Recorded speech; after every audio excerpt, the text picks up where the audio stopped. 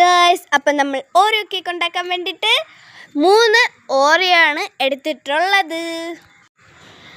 അടുത്ത് നമ്മൾ പശുവും പാലാണ് എടുത്തിരിക്കുന്നത്. അതിൻ്റെ പകുതിയൊക്കെയാണ് നമ്മൾ യൂസ് ചെയ്തിട്ടുള്ളത്. അങ്ങനെ നമ്മൾ പശുവും പാൽ എടുത്തിരിക്കുന്നു.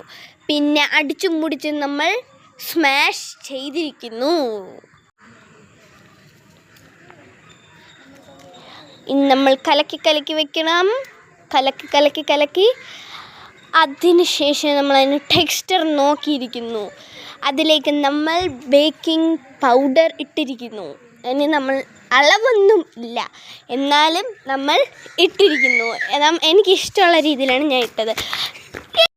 അടുത്ത 2 സ്പൂൺ പഞ്ചാര ഇട്ടിട്ടുണ്ട്. എന്നിട്ട് കലക്കി വീണ്ടും നമ്മൾ കലക്കുന്നു.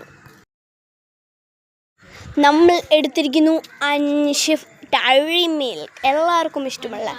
അടുത്ത് നമ്മളതിനെ എടുത്തിരിക്കുന്നു. അതിൽ ഒന്ന് നമ്മൾ അതിൻ്റെ പുറത്തായിട്ട് നമ്മൾ ഇടുന്നു 1 ഡയറി മിൽക്ക്. അടുത്ത് നമ്മൾ സ്റ്റൗ ഓണാക്കുന്നു.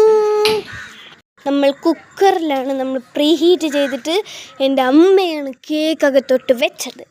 ഇനി നമുക്ക് അടച്ച് കൊടുക്കാം. 25 മിനിറ്റ് ബേക്ക് ചെയ്യാം. ഇപ്പം നമ്മൾ കേക്ക് ഉണ്ടാക്കിയിരിക്കുന്നു. നമ്മൾ ഇട്ടത് ചോക്ലേറ്റ് ഗനാഷാണ്. നമ്മൾ ഡയറി മിൽക്കിന് മെൽറ്റ് ചെയ്ത് പാലൊക്കെ ഒഴിച്ചിട്ടാണ് ചെയ്തിരിക്കുന്നത്. നല്ല ടേസ്റ്റ് ആയിട്ടുള്ള ചോക്ലേറ്റ് ഓരോ കേക്ക് റെഡി ആയിരിക്കുന്നു. അപ്പോൾ ബൈ ബൈ.